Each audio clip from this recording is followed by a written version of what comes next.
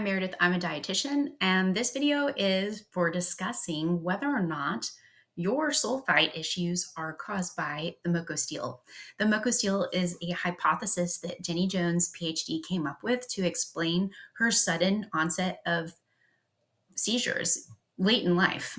And so she came up with this idea, and then together we expounded on it. So I wanted to go over some of the details of what the MoCo Steal is, because a lot of people have questions about it. So I thought a video would be really good.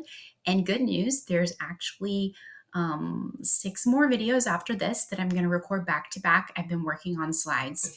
So let's get started. Oh, please don't make changes to your diet, medications, supplements, or lifestyle without talking with your own provider, because I'm a dietitian, but I'm probably not your dietitian. So this isn't medical advice. It's just education, sharing information so you know what's going on in your body. And you can go back to your provider and help get them to help you make the proper decisions based on your own personal health history. So what is the MoCo Steal? The MoCo Steal is a shift of molybdenum cofactor, which is right here at the very top of this slide, and it shifted away from sulfite oxidase towards the other enzymes that use molybdenum cofactor in the body. So some of these enzymes are MARC, or mitochondrial amidoxime reducing component, xanthine oxidase, xanthine dehydrogenase, and aldehyde oxidase. And so Jenny's theory is that due to different things happening in our life, there can be a shift of molybdenum cofactor away from sulfite oxidase, or even it could be that overall the burden on molybdenum cofactor is too high, causing a type of molybdenum cofactor insufficiency. And so when you don't have enough molybdenum cofactor, or if you're not making the sulfite oxidase enzyme, which is going to be future videos that I have ready to record,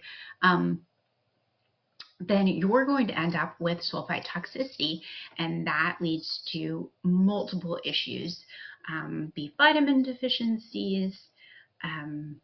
You could have excess thiosulfate, and excess thiosulfate can cause you to waste sulfate in your urine.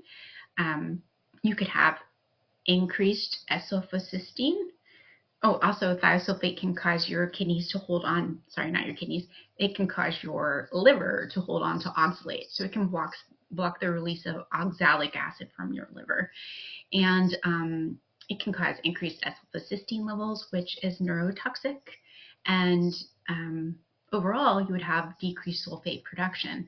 So you could have this interesting situation where you can waste urinary sulfate, but also maybe you're not producing enough. So that's interesting. Like my daughter has very low sulfate levels in her urine because I don't think she makes enough sulfate. But I have another client who has very high levels of sulfate in the urine because overall this person has very high thiosulfate levels, and that causes sulfate wasting. So very interesting. We could present in a lot of different ways related to this pathway. So let's move on. What exactly causes the MoCo Steal? Well, one thing would be increased substrates for the xanthine oxidoreductase family. So if we look at this, high dose vitamin A could be an issue because if you look here, xanthine oxidase and xanthine dehydrogenase and aldehyde oxidase all metabolize vitamin A. Specifically, these are like in various tissues. So, but aldehyde oxidase is the low affinity, high dose metabolizer of retinol aldehyde in the liver. So once vitamin A levels go up very high in the liver, then aldehyde oxidase will take over and it will perform the enzyme activity for retinol aldehyde. So definitely high dose vitamin A supplements can cause a burden on molybdenum cofactor, or a MoCo Steal, the shifting of the molybdenum cofactor away from sulfite oxidase. High dose niacin and its derivatives are metabolized by aldehyde oxidase. So high dose niacin could put a burden on molybdenum cofactor or cause this MoCo Steal. and high-dose B6 supplements. So B6, when we want to get it out of our body, our liver is in charge of metabolizing it into pyridoxic acid. That's actually on an organic acid test. So if you have low pyridoxic acid levels, it's assumed that you have low B6. But if you are actually taking B6, or your blood B6 levels are high, but your pyridoxic acid is low on your organic acid test, it may be a marker for inadequate aldehyde oxidase activity or ALDH activity, because both of those enzymes deal with pyridoxal form of B6. And then excess nicotine could be an issue. If you're smoking, you're going to have an increased need for molybdenum cofactor for aldehyde oxidase. And then excess caffeine intake will put a burden on aldehyde oxidase as well. So here is caffeine. This particular constituent of caffeine is metabolized by aldehyde oxidase, which is 1,3,7-trimethyluric acid. And then this 1-methylxanthine is a caffeine metabolite metabolized by xanthine oxidase. Yeah, I think that's all the things that would be like a substrate issue. So now we're going to talk about physiological causes of increases in xanthine oxidase activity. So xanthine oxidase, first we're going to talk about hypoxia, sleep apnea. So in obstructive sleep apnea, there's intermittent hypoxia. So what that means is that nighttime, a person who has, well, you could have central apnea too, so it doesn't have to be obstructive. Like you can be a thin person and have apnea, but typically people who are obese and have a lot of weight around their neck, they have obstructive apnea. Or if you have sinus issues where you can't breathe through your nose properly, that can cause some obstructive apnea as well. And so people who have that have intermittent hypoxia, and intermittent hypoxia increases xanthine oxidase activity. And then there's this really long cascade of events that I had to continue over here, and that also leads to increased levels of CSE, which is an enzyme in the transsulfuration pathway that increases hydrogen sulfide production. So when you have increased hydrogen sulfide production, you will automatically start to make more sulfite, because hydrogen sulfide is metabolized to sulfite in the human body. So both of these things, increased xanthine oxidase activity and increased CSE activity, those both are going to increase the burden on molybdenum cofactor, because sulfite oxidase uses molybdenum cofactor and xanthine oxidase uses molybdenum cofactor. So you could get a burnout, like a burnout of molybdenum cofactor, and then you could end up with a MoCo deficiency, which leads to sulfite toxicity. And how we know for sure, like at home, I mean, this isn't like for sure, because some bacteria produce uric acid, but if you get a pee strip and you test your uric acid levels in your pee and you have little to no uric acid, then you might be struggling with molybdenum cofactor.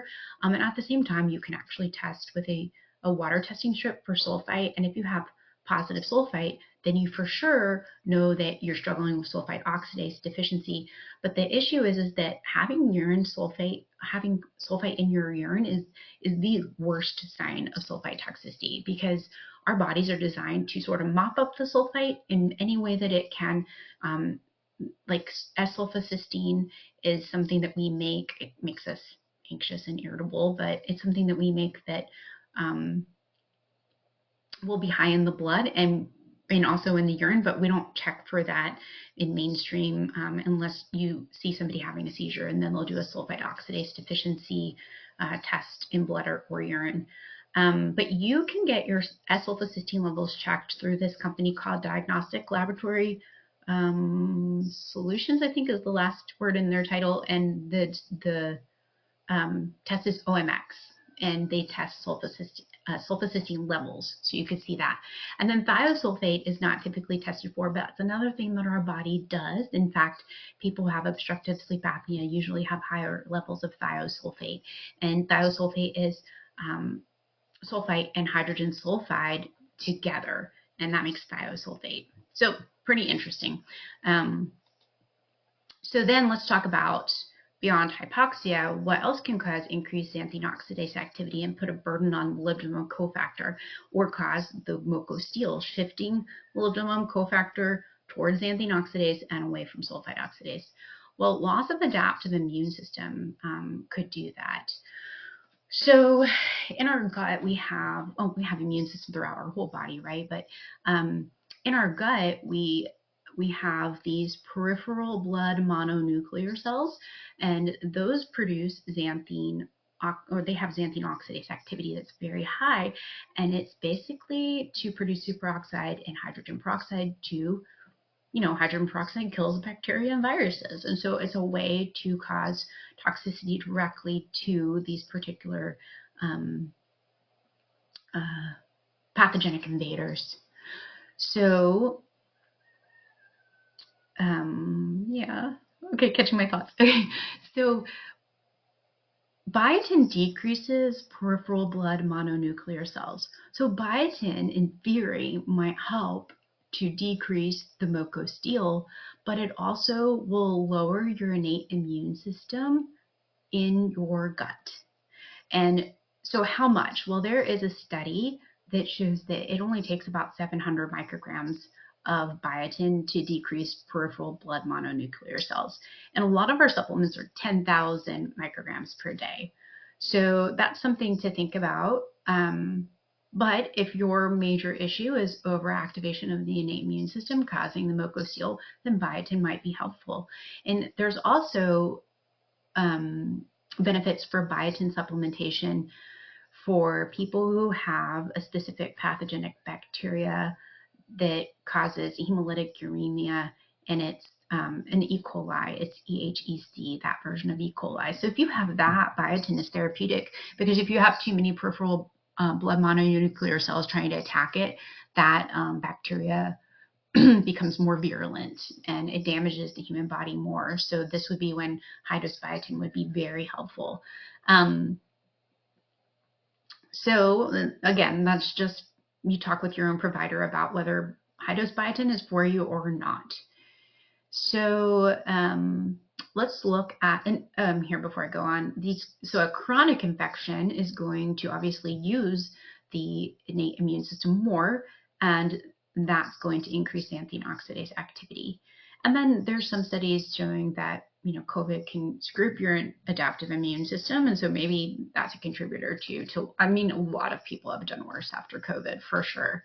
And our immune system actually makes sulfite too. And I don't have this on the slide, but our immune system, our neutrophils can use PAPs, which is something we make out of sulfate. So like say you take a bath, say you're a very low sulfate person, you're struggling with making sulfate, and you take a bath and you have a burst in sulfite toxicity symptoms. Well, it could be that the sulfate in the Epsom salt was absorbed into your body and your neutrophils used it to make PAPs, and then PAPs is used to make sulfite to fight bacteria. So it's a very complicated situation. All right, so let's look at the adaptive immune system. And before we go on to that, we're going to look at xanthine oxidase. So interestingly, all of the both xanthine dehydrogenase and xanthine oxidase come from the xanthine dehydrogenase gene, and then post-transcriptionally, after it's been transcribed and made into the xanthine dehydrogenase, it's converted into xanthine oxidase either by proteolysis, if the body needs it to be xanthine oxidase to fight bacteria, viruses, or it can fluctuate between xanthine dehydrogenase and xanthine oxidase based on oxidative stress versus the presence of thiols. And so thiols, including hydrogen sulfide, are very Goldilocks. We don't want zero hydrogen sulfide in our gut. We do want some, but if you happen to have hydrogen sulfide producing bacteria, say you have SIBO with hydrogen sulfide producers, then your xanthine oxidase is not the type of xanthine oxidase that's going to help fight off bacterial infections. It produces uric acid and superoxide, which becomes hydrogen peroxide. That means that if you have very high H2S levels in your gut, you're going to have this more benign xanthine dehydrogenase, and it doesn't produce superoxide and hydrogen peroxide. And so then you're going to be struggling with your innate immune system. So that's kind of interesting. And then if you think about it from and that's just some theorizing. It's not that I've proven that. I haven't gone through studies yet to see if anybody's studied low or high hydrogen sulfide and its effect on the immune system, but that's something interesting to think about. So those peripheral mononuclear cells use this xanthine oxidase in a large amount, like I said before. So pretty interesting. And you can pause the video and read some more information that I put on the slide. Okay, so now what about the innate immune system in the gut? If the peripheral mononuclear cells have to work really hard because the adaptive immune system isn't working well, then you're going to have more of a MoCo Steal. So should you follow a low vitamin A diet? And I say absolutely not. Now, what is low vitamin A? I'm saying like you should not follow a zero vitamin A diet. I think that 50% to 50% of the RDA meets 50% of the population's needs. Okay, that's what that means. And 98% of the RDA meets the person with the most needs. So anywhere from 50 to 100% of the daily value of vitamin A is a safe level of vitamin A. And this is based on me researching the effects of vitamin A in the immune system, but also experience. Okay, so my daughter Zoe started to have high serum vitamin A around the age of 7 years old. And during that time, she had actually been on, for a while, had been on a dairy-free diet because of having autism. She has a genetic syndrome that causes her autism, but that dairy can produce opioids, and opioids can alter, people's function in autism. It actually lowers the EEAT3 transporter in the brain, which is a glutamate transporter that actually helps to get glutamate into neurons to be able to make to provide neuronal energy, but also to make glutathione. And it also would lower the cysteine uptake in the brain to make glutathione. And my daughter has a problem with glutathione metabolism because of genetics. And so I didn't want the dairy products to be producing these opioids, and I did not switch to goat's milk stuff. I should have. But anyway, we cut out vitamin A, and her vitamin A levels went higher in the blood, and then finally we cut out eggs, and that was the worst thing to do because eggs are a really good source of choline. So she was basically on a choline-free diet and a low vitamin A diet. And the effects of that was it didn't decrease her serum vitamin A. Why? Well, because her brain noticed there was no vitamin A coming in. So something we have to realize is that when we eat vitamin A, it's absorbed into the body in the form of a chylomicron, and chylomicrons are dumped next to the heart. So they enter into the lymphatic system, and then the lymphatic system dumps the lymph next to the heart, and it's pumped through the whole body. And so the chylomicron reaches all of the peripheral tissues first, and the fat is removed, and then the vitamin A is removed last. And so if you're not good at getting fat out of your chylomicron, more of that fat and the vitamin A is going to return to the liver. And if you're not eating any vitamin A because you're doing a zero vitamin A diet, your first pass, which is what I like to call that, your first pass is not sending vitamin A to the rest of your body. And your brain will sense this, and your brain will tell your liver to make more RBP4. And so your brain sends the signal to stop making RBP4 when your serum vitamin A is elevated. So it could be that my daughter has vagal nerve issues because she does have cerebral palsy, and it could be that her body does not send the message well to stop RBP4 production, although now her serum vitamin A is pretty normal. And the only thing that we truly changed was making sure that she did get some vitamin A every day. So I think her serum vitamin A levels were going up because of inadequate intakes. And then also there was some calcium dysregulation going on because she had like chronic acidosis. So there's a lot that goes into that. But I wanted to say that because a lot of people are scared to consume vitamin A. But if we get between 50 and 100% of the RDA, and we're still having signs of retinoic acid deficiency, then you need to look at your metabolism issues. Are you getting enough niacin to be able to work aldehyde dehydrogenase to be able to make retinoic acid? Are you getting or are you struggling with molybdenum cofactor, which is going to be used for our backup metabolism of vitamin A when ALDH levels are low? Okay, so that being said, it's important, so very important, to be able to eat some vitamin A and make retinoic acid in your intestinal cells, because immature dendritic cells, they do not have the machinery to be able to make retinoic acid within them. They have to get external retinoic acid from the enterocyte. And so then that retinoic acid matures the dendritic cell, and then it expresses aldehyde dehydrogenase enzymes. And so then it could utilize any retinol that's sent to it, or it could use retinol aldehyde from beta carotene that's sent to it. So you have to have some retinoic acid to mature these dendritic cells. Then these dendritic cells will use the retinoic acid to help mature B cells. It'll pass along the retinoic acid to B cells. Those become plasma cells that release secretory IgA. A lot of people are really worried about their secretory IgA being high on their stool test.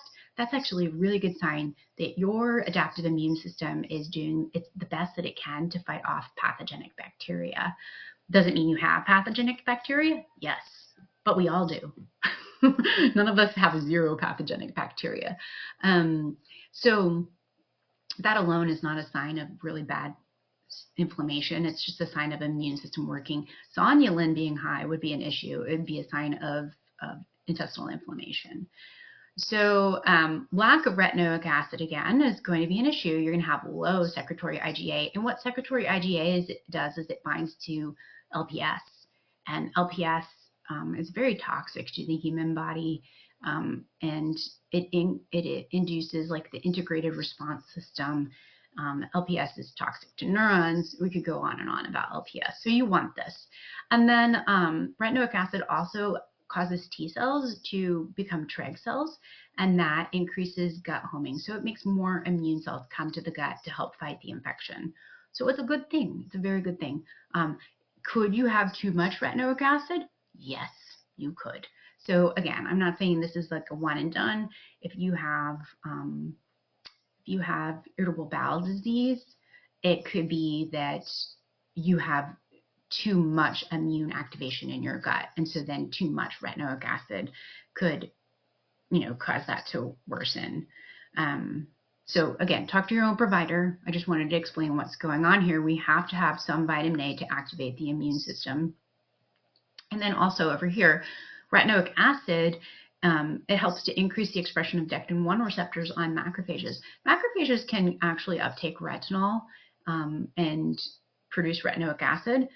But if you're struggling with calcium dysregulation in your white cells, your macrophages have high intracellular calcium levels, then they're going to preferentially export vitamin A back out onto RBP4. So again, though, if you need dectin-1 receptors to be able to recognize candida. You can't fight candida or other pathogens without having dectin-1 receptors intact or increased expression of them. And what macrophages, when this is turned on, when the dectin-1 receptors increase, then macrophages will attract natural killer cells, okay, to this area too, to help fight infections. So it's important. It's important. But again, we don't want to go insanely high vitamin A. Unless like there are situations where you might want to do water soluble vitamin A. Like if you have cystic fibrosis, that might be an issue. But in reality, we want to make sure that we're doing about 50 to 100% of the RDA. So I hope you can understand now the things that could potentially cause the MoCo Steal. So you could just have a molybdenum cofactor deficiency or a sulfite oxidase deficiency. And so In a future video, I'm going to go over the nutrients needed to make MoCo in more detail and the steps of making MoCo. But these are in general the things that you need to make sure that you're getting in your diet. So you could record with chronometer and make sure that you have enough B12 and folate. Betaine is not something you can see on most nutrition apps that record things, but Chris Masterjohn has a good website about the betaine content of foods that you could look into. It's called his betaine choline calculator or something like that. And I'll put a link in the description. So iron, cysteine, magnesium, B6, zinc, and a small amount of copper, as well as molybdenum and phosphate in the form of ATP are all needed to make MoCo. And again, there's more that goes on than that. And then you also need to be able to make SUOX, you need heme. And then to make heme, you need B6, zinc, and iron. And so if you have nutrient deficiencies, this could contribute to your inadequate molybdenum cofactor production or your sulfite oxidase deficiency. So how would you know that you're in the MoCo Steal versus a total sulfite oxidase deficiency state? Well, you could check for sulfite in your urine, but this isn't a definitive marker. Sorry, this isn't a definitive marker of sulfite oxidase deficiency, because if you have a more milder form of sulfite oxidase deficiency, your body's going to deal with sulfite by making S-sulfocysteine and thiosulfate before it's going to just leave sulfite free in the urine coming out in your urine. And then you're also going to have low 24-hour urinary sulfite levels. And then if you have sulfite oxidase deficiency, you would also have low uric acid levels as well. Whereas if you have a molybdenum cofactor steal, you might actually have high blood or urinary uric acid levels while you still have problems with sulfite. So you might have higher S-sulfocysteine and thiosulfate levels because you're pulling more of the molybdenum cofactor away from sulfite oxidase. So again, having a positive sulfite urine test is definitely evidence that something is going on with molybdenum cofactor, but not everyone is going to have that. Instead, you would want to be able to test S-sulfocysteine levels in thiosulfate if you could, but to get a sulfite oxidase deficiency test panel, you would have to go through your mainstream doctor, and it's really reserved for people with seizure disorders, and typically like infantile seizure onset, not adult onset seizure disorder. And then, but you could use OMX. That's a particular lab. And again, I'll put a link in the description if you want to see what your S-sulfocysteine levels are. They don't check thiosulfate though, but they do check S-sulfocysteine. All right, so I think that is quite helpful, and I hope you all have a wonderful day.